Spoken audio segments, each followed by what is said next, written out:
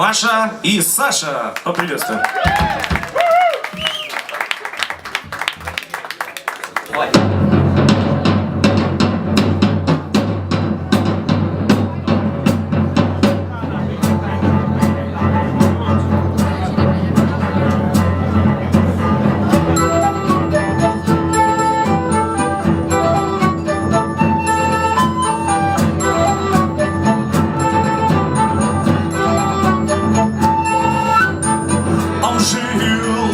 В боях, тоске, в пыли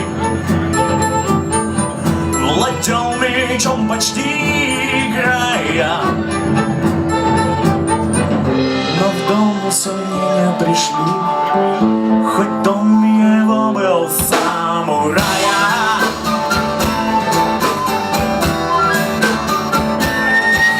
Он был суждения жесток,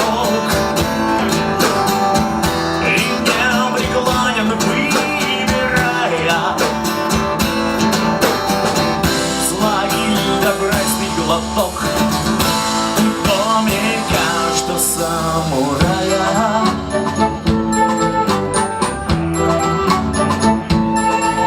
Он думал, что жизнь он постиг,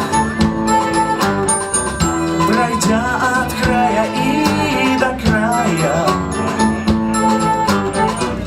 и написал об этом стих. Но что он мог знать о других, проснувшись в доме самурая, проснувшись в доме самурая.